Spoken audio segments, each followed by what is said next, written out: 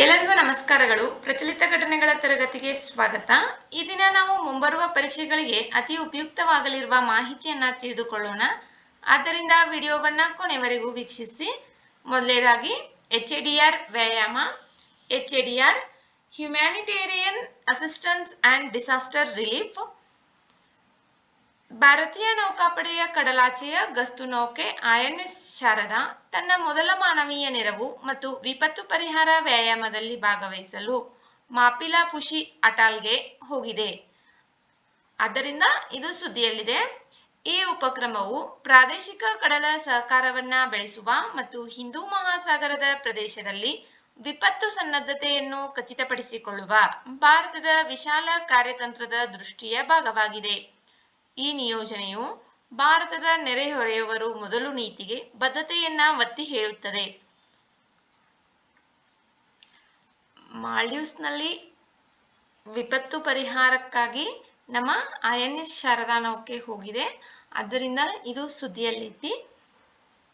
ಈ ನಿಯೋಜನೆ ಏನೈತಲ್ಲ, ಭಾರತದ ನೆರೆಹೊರೆಯವರು ಮೊದಲು ಅಂತಕ್ಕಂಥ ನೀತಿಗೆ ಬದ್ಧತೆಯನ್ನ ಒತ್ತಿ ಹೇಳುತ್ತದೆ. ಇನ್ನ ಈ HADR ಕಾರ್ಯಾಚರಣೆಯಲ್ಲಿ ಭಾಗಿಯಾಗಿರುವ ಭಾರತೀಯ ಸಂಸ್ಥೆಗಳು ಯಾವುವು ಅನ್ನೋದನ್ನ ನೋಡೋಣ. ಭಾರತೀಯ ಸಶಸ್ತ್ರ ಪಡೆಗಳು, ರಾಷ್ಟ್ರೀಯ ವಿಪತ್ತು ಪ್ರತಿಕ್ರಿಯೆ ಪಡೆ, ಭಾರತೀಯ ಕರಾವಳಿ ಕಾವಲು ಪಡೆ, ವಿದೇಶಾಂಗ ಸಚಿವಾಲಯ, ಇವು 4 ಸಂಸ್ಥೆಗಳು HADR ಕಾರ್ಯಾಚರಣೆಯಲ್ಲಿ ಭಾಗಿಯಾಗಿವೆ. ಈ HADR ವ್ಯಾಯಾಮದ ಪ್ರಮುಖ ಉದ್ದೇಶಗಳು ಏನು ಅನ್ನೋದನ್ನ ನೋಡೋಣ. ಭಾರತೀಯ ನೌಕಾಪಡೆ ಮತ್ತು ಮಾಲ್ಡೀವ್ಸ್ ರಾಷ್ಟ್ರೀಯ ರಕ್ಷಣಾ ಪಡೆ ನಡುವಿನ ಪರಸ್ಪರ ಕಾರ್ಯಸಾಧ್ಯತೆಯನ್ನ ಹೆಚ್ಚಿಸುವುದು, ಹುಡುಕಾಟ ಮತ್ತು ರಕ್ಷಣಾ ಕಾರ್ಯಾಚರಣೆಗಳು, ವಿಪತ್ತು ಪ್ರತಿಕ್ರಿಯೆ ಸಮನ್ವಯ, ಲಾಜಿಸ್ಟಿಕ್ ಬೆಂಬಲ ಮತ್ತು ವೈದ್ಯಕೀಯ ಸಹಾಯಕ್ಕಾಗಿ ಜಂಟಿ ಕವಾಯತುಗಳನ್ನು ನಡೆಸುವುದು, ಸಾಮರ್ಥ್ಯ ವೃದ್ಧಿಗಾಗಿ ತರಬೇತಿ ಅವಧಿಗಳನ್ನು ಸುಗಮಗೊಳಿಸುವುದು, ಜಾಗೃತಿ ಮತ್ತು ವಿಪತ್ತು ಸ್ಥಿತಿಸ್ಥಾಪಕತ್ವ ಸಿದ್ಧತೆಗಾಗಿ ಸ್ಥಳೀಯ ಸಮುದಾಯಗಳೊಂದಿಗೆ ತೊಡಗಿಸಿಕೊಳ್ಳುವುದು. HADR ವ್ಯಾಯಾಮ. INS ಶಾರದಾ ತನ್ನ ಮೊದಲ ಮಾನವೀಯ ನೆರವನ್ನ ನೀಡಲು ಮಾಲ್ಡೀವ್ಸ್ನ ಮಾಪಿಲಾಪುಷಿ ಅಟಾಲ್ಗೆ ಹೋಗಿದೆ. ಆದ್ದರಿಂದ ಇದು ಸುದ್ದಿಯಲ್ಲಿದೆ. ಈ HADR ಕಾರ್ಯಾಚರಣೆಯಲ್ಲಿ ಭಾಗಿಯಾಗಿರುವ ಭಾರತೀಯ ಸಂಸ್ಥೆಗಳು ಭಾರತೀಯ ಸಶಸ್ತ್ರ ಪಡೆಗಳು, ರಾಷ್ಟ್ರೀಯ ವಿಪತ್ತು ಪ್ರತಿಕ್ರಿಯೆ ಪಡೆ, ಭಾರತೀಯ ಕರಾವಳಿ ಕಾವಲು ಪಡೆ ಮತ್ತು ವಿದೇಶಾಂಗ ಸಚಿವಾಲಯ. ನೆಕ್ಸ್ಟ್, ಸೆಮಾಗ್ಲುಟೈಡ್. ಸೆಮಾಗ್ಲುಟೈಡ್ ಇದು ಒಂದು ಪ್ರಾಥಮಿಕವಾಗಿ ಟೈಪ್ 2 ಮಧುಮೇಹ ಮತ್ತು ಬೊಜ್ಜು ಚಿಕಿತ್ಸೆಗಾಗಿ ಬಳಸುವ ಔಷಧಿಯಾಗಿದೆ. ಇದು GLP-1 ಗ್ರಾಹಕ ಅಗೋನಿಸ್ಟ್ ಆಗಿದ್ದು, ಇದು ರಕ್ತದಲ್ಲಿನ ಸಕ್ಕರೆ ನಿಯಂತ್ರಣವನ್ನ ಸುಧಾರಿಸುತ್ತದೆ ಮತ್ತು ಹಸಿವನ್ನ ಕಡಿಮೆ ಮಾಡುತ್ತದೆ. ಸೆಮಾಗ್ಲುಟೈಡ್ ಇದು ಬೊಜ್ಜು ಚಿಕಿತ್ಸೆಗಾಗಿ ಮತ್ತು ಟೈಪ್ 2 ಮಧುಮೇಹ ಚಿಕಿತ್ಸೆಗಾಗಿ ಬಳಸುವ ಔಷಧಿಯಾಗಿದೆ. ಇದು ರಕ್ತದಲ್ಲಿನ ಸಕ್ಕರೆ ನಿಯಂತ್ರಣವನ್ನ ಸುಧಾರಿಸಿ ಹಸಿವನ್ನ ಕಡಿಮೆ ಮಾಡುತ್ತದೆ. Next, saola Asian unicorn. ಬೇಟೆಗಾರರು ಸಂಗ್ರಹಿಸಿದ ಅವಶೇಷಗಳಿಂದ ಪಡೆದ ಅಂಗಾಂಶ ತುಣುಕುಗಳನ್ನು ಬಳಸಿಕೊಂಡು ಅಂತಾರಾಷ್ಟ್ರೀಯ ವಿಜ್ಞಾನಿಗಳ ತಂಡವು ಸಾವೋಲಾದ ಜೀನೋಮನ್ನ ಯಶಸ್ವಿಯಾಗಿ ನಕ್ಷೆ ಮಾಡಿದೆ. ಇದು ಈ ಜಾತಿಯನ್ನು ಅರ್ಥ ಮಾಡಿಕೊಳ್ಳುವ ಮತ್ತು ಸಂರಕ್ಷಿಸುವಲ್ಲಿ ಒಂದು ನಿರ್ಣಾಯಕ ಹೆಜ್ಜೆಯಾಗಿದೆ. ಸಾವೋಲಾ ವಿಶ್ವದ ಅಪರೂಪದ ದೊಡ್ಡ ಭೂಸಸ್ತನಿಗಳಲ್ಲಿ ಒಂದಾಗಿದೆ ಮತ್ತು ಅದರ ಅಸ್ಪಷ್ಟ ಸ್ವಭಾವದಿಂದಾಗಿ ಅದನ್ನು ಹೆಚ್ಚಾಗಿ ಏಷ್ಯನ್ ಯೂನಿಕಾರ್ನ್ ಎಂದು ಕರೆಯಲಾಗುತ್ತದೆ. ವಿಯೆಟ್ನಾಂ ಅರಣ್ಯ ಸಚಿವಾಲಯ ಮತ್ತು WWF ಜಂಟಿಯಾಗಿ ನಡೆಸಿದ 1992ರ ಸಮೀಕ್ಷೆಯಲ್ಲಿ ಸಾವೋಲಾವನ್ನು ಮೊದಲು ವೈಜ್ಞಾನಿಕವಾಗಿ ಕಂಡುಹಿಡಿಯಲಾಯಿತು. ಈ ಪ್ರಾಣಿಯು 20 ಇಂಚುಗಳಷ್ಟು ಉದ್ದವಾದ, ನೇರವಾದ ಮತ್ತು ಸಮಾನಾಂತರವಾದ ಕೊಂಬುಗಳಿಂದ ನಿರೂಪಿಸಲ್ಪಟ್ಟಿದೆ. ಇದು ಗಂಡು ಮತ್ತು ಹೆಣ್ಣು ಎರಡರಲ್ಲೂ ಕಂಡುಬರುತ್ತದೆ ಮತ್ತು ಗಮನಾರ್ಹವಾದ ಬಿಳಿಮುಖದ ಗುರುತುಗಳನ್ನು ಹೊಂದಿದೆ. ಇದನ್ನು ಪ್ರಸ್ತುತ IUCN ಕೆಂಪು ಪಟ್ಟಿಯಲ್ಲಿ ತೀವ್ರವಾಗಿ ಅಳಿವಿನಂಚಿನಲ್ಲಿರುವಂತೆ ಪಟ್ಟಿ ಮಾಡಲಾಗಿದೆ. 2015ರ ಅಂದಾಜಿನ ಪ್ರಕಾರ ಕೇವಲ 50ರಿಂದ 300 ಅಂದಾಜು ಸಂಖ್ಯೆಯನ್ನ ಇದು ಹೊಂದಿದೆ. ಸಾವೋಲಾ ವಿಯೆಟ್ನಾಂ ಲಾವೋಸ್ ಗಡಿಯುದ್ದಕ್ಕೂ ಅಣ್ಣಾಮೈಟ್ ಪರ್ವತಗಳ ಮಂಜಿನಿಂದ ಆವೃತವಾದ ನಿತ್ಯ ಹರಿದ್ವರ್ಣ ಕಾಡುಗಳಲ್ಲಿ ಪ್ರತ್ಯೇಕವಾಗಿ ಕಂಡುಬರುತ್ತದೆ. ಈ ಕಾಡುಗಳು ಕಡಿಮೆ ಅಥವಾ ಶುಷ್ಕ ಋತುವನ್ನ ಹೊಂದಿರುತ್ತವೆ ಮತ್ತು ಅವುಗಳ ದಟ್ಟವಾದ ಮೇಲಾವರಣ ಮತ್ತು ವಿಶಿಷ್ಟ ಜೀವ ವೈವಿಧ್ಯತೆಗೆ ಹೆಸರುವಾಸಿಯಾಗಿದೆ. ಕೃಷಿ ಮತ್ತು ಸುಡುವಿಕೆಯಂತಹ ಮಾನವ ಚಟುವಟಿಕೆಗಳಿಂದಾಗಿ ವ್ಯಾಪಕವಾದ ಬಲೆ, ಅಕ್ರಮ ಬೇಟೆ ಮತ್ತು ಅರಣ್ಯ ನಾಶದಿಂದಾಗಿ ಈ ಪ್ರಭೇದಕ್ಕೆ ಅಪಾಯವಿದೆ. ಪ್ರಮುಖ ಆನುವಂಶಿಕ ಸಂಶೋಧನೆಗಳ ವಿಶ್ಲೇಷಣೆಯು ಸಾವೋಲಾ ಜನಸಂಖ್ಯೆಯು 5,000 ರಿಂದ 20,000 ವರ್ಷಗಳ ಹಿಂದೆ 2 ವಿಭಿನ್ನ ಆನುವಂಶಿಕ ಗುಂಪುಗಳಾಗಿ ವಿಭಜನೆಯಾಯಿತು. ಬಹುಶಃ ಕೊನೆಯ ಹಿಮಯುಗದ ಗರಿಷ್ಠ ಅವಧಿಯ ನಂತರ ಅರಣ್ಯ ಆವಾಸ ಸ್ಥಾನಗಳಲ್ಲಿನ ಬದಲಾವಣೆಗಳಿಂದಾಗಿ ಎಂದು ಬಹಿರಂಗಪಡಿಸಿದೆ. ಸಾವೋಲಾ ಯೂನಿಕಾರ್ನ್, ಇದನ್ನು ನಾವು ಏಷ್ಯನ್ ಯೂನಿಕಾರ್ನ್ ಅಂತ ಕೂಡ ಕರಿತೀವಿ. ಇತ್ತಿತ್ಲಾಗ ಬೇಟೆಗಾರರು ಸಂಗ್ರಹಿಸಿದ ಅವಶೇಷಗಳಿಂದ ಅದರ ಜೀನೋಮ್ ಅನ್ನ ಪಡೆದುಕೊಂಡು ಯಶಸ್ವಿಯಾಗಿ ನಕ್ಷೆ ಮಾಡಿದಾರ. ಇದರಿಂದ ಇದನ್ನ ಸಂರಕ್ಷಣೆ ಮಾಡಕ ಅನುಕೂಲ ಆಗ್ತೈತಿ.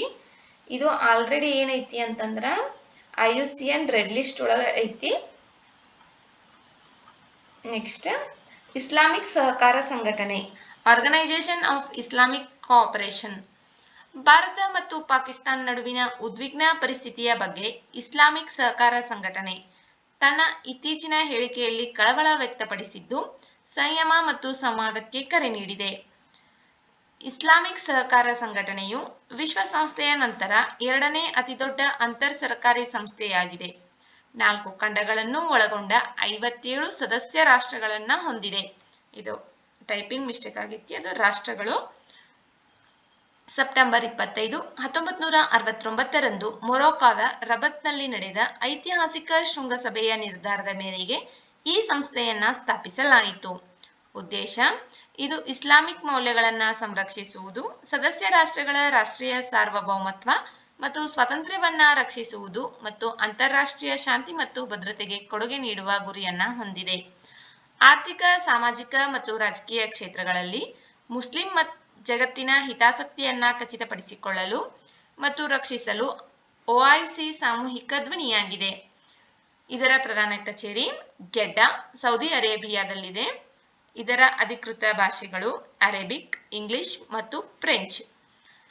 ಗಮನಾರ್ಹ ಸದಸ್ಯರಲ್ಲಿ Afghanistan, Bahrain, Bangladesh, Egypt, Indonesia, Iraq, Iran, Jordan, Kuwait, Lebanon, Libya, Malaysia, Maldives, Morocco, Niger, Oman, Pakistan, Palestinian ಪ್ರಾಧಿಕಾರ, Qatar, Saudi Arabia, Sudan, Turkey, Uganda, United Arab Emirates ಮತ್ತು ಯೆಮೆನ್ ಸೇರಿವೆ.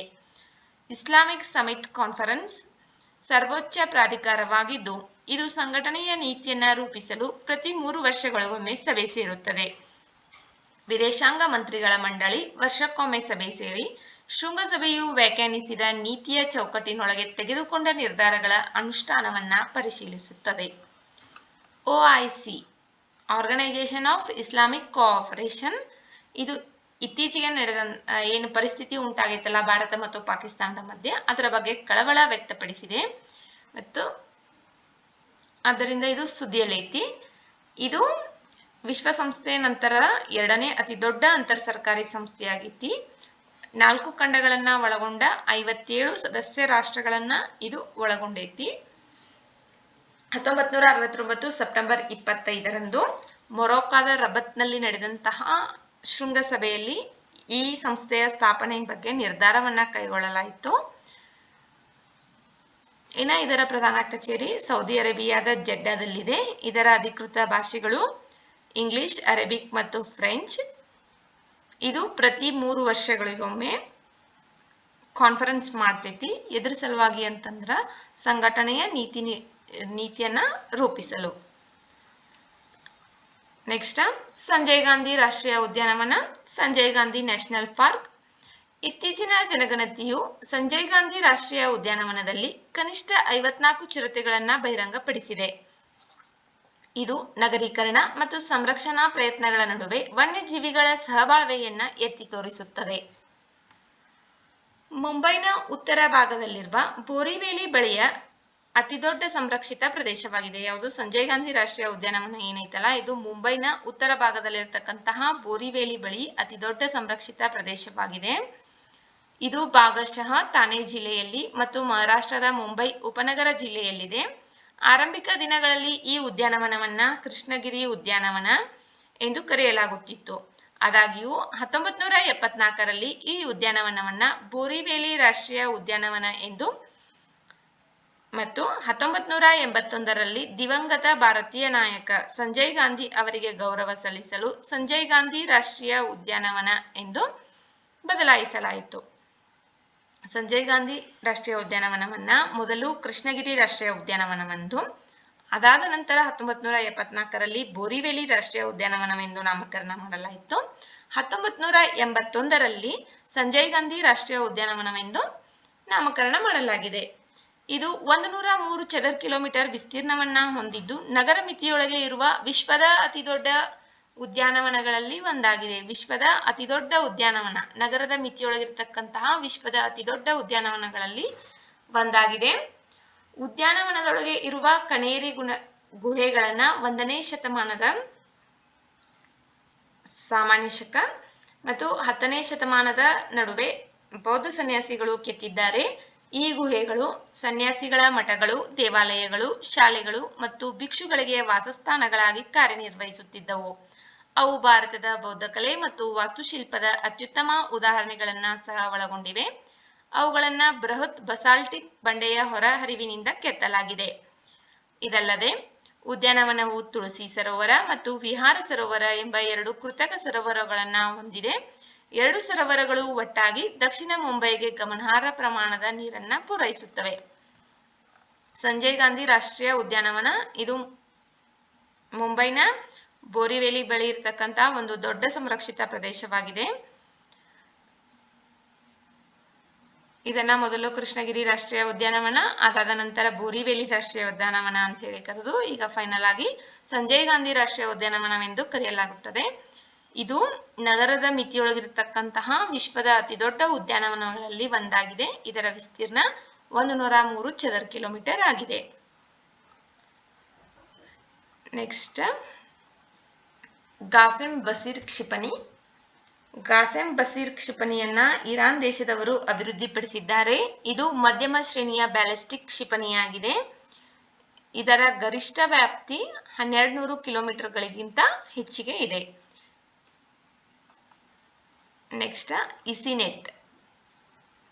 ಚುನಾವಣಾ ಸೇವೆಗಳನ್ನ ಸುವ್ಯವಸ್ಥಿತಗೊಳಿಸುವ ಮಹತ್ವದ ಹೆಜ್ಜೆಯಾಗಿ ಭಾರತೀಯ ಚುನಾವಣಾ ಆಯೋಗ ಇಸಿನೆಟ್ ಎಂಬ ಏಕಬಿಂದು ಡಿಜಿಟಲ್ ವೇದಿಕೆಯನ್ನ ಆರಂಭಿಸಲಿದೆ.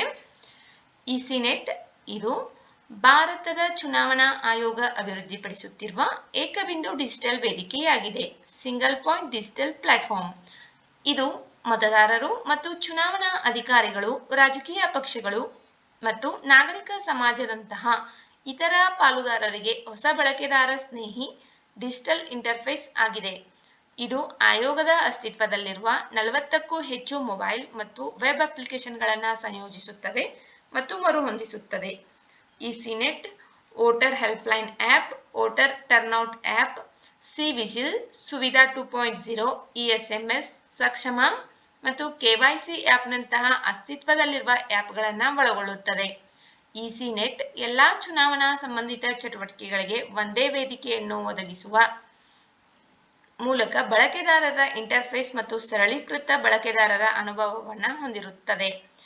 ಈ ಬಹು ಅಪ್ಲಿಕೇಶನ್ಗಳನ್ನು ಡೌನ್ಲೋಡ್ ಮಾಡುವುದು ಮತ್ತು ನ್ಯಾವಿಗೇಟ್ ಮಾಡುವುದು ಮತ್ತು ಲಾಗಿನ್ಗಳನ್ನು ನೆನಪಿಟ್ಟುಕೊಳ್ಳುವ ಬಳಕೆದಾರರ ಹೊರೆಯನ್ನ ಕಡಿಮೆ ಮಾಡಲು ಈ ಕ್ರಮವನ್ನು ವಿನ್ಯಾಸಗೊಳಿಸಲಾಗಿದೆ. ಇಸಿನೆಟ್ ಬಳಕೆದಾರರು ತಮ್ಮ ಡೆಸ್ಕ್ಟಾಪ್ಗಳು ಅಥವಾ ಸ್ಮಾರ್ಟ್ಫೋನ್ಗಳಲ್ಲಿ ಸಂಬಂಧಿತ ಚುನಾವಣಾ ಡೇಟಾವನ್ನು ಪ್ರವೇಶಿಸಲು ಅನುವು ಮಾಡಿಕೊಡುತ್ತದೆ.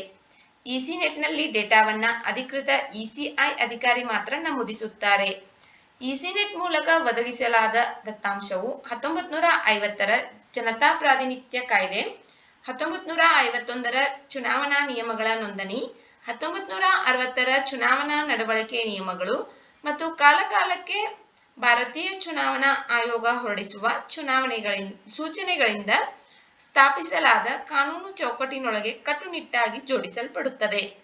ಇಸಿನೆಟ್ ಸುಮಾರು 100 ಕೋಟಿ ಮತದಾರರು ಮತ್ತು ದೇಶಾದ್ಯಂತ 10.5 ಲಕ್ಷಕ್ಕೂ ಹೆಚ್ಚು ಬೂತ್ ಮಟ್ಟದ ಅಧಿಕಾರಿಗಳು, ರಾಜಕೀಯ ಪಕ್ಷಗಳಿಂದ ನೇಮಕಗೊಂಡ ಸುಮಾರು 15 ಲಕ್ಷ ಬೂತ್ ಮಟ್ಟದ ಏಜೆಂಟ್ಗಳು, ಸುಮಾರು 45 ಲಕ್ಷ ಮತಗಟ್ಟೆ ಅಧಿಕಾರಿಗಳು, 15,597 ಸಹಾಯಕ ಚುನಾವಣಾ ನೋಂದಣಿ ಅಧಿಕಾರಿಗಳು 4123 EROಗಳು ಮತ್ತು 767 ಜಿಲ್ಲಾ ಚುನಾವಣಾ ಅಧಿಕಾರಿಗಳು ಸೇರಿದಂತೆ ಸಂಪೂರ್ಣ ಚುನಾವಣಾ ಯಂತ್ರೋಪಕರಣಕ್ಕೆ ಪ್ರಯೋಜನವನ್ನ ನೀಡುವ ನಿರೀಕ್ಷೆ ಇದೆ.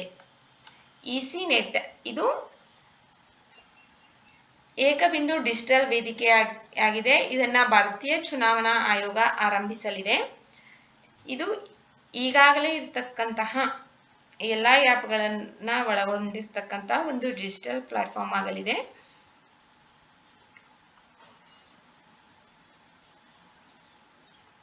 ನೆಕ್ಸ್ಟ್,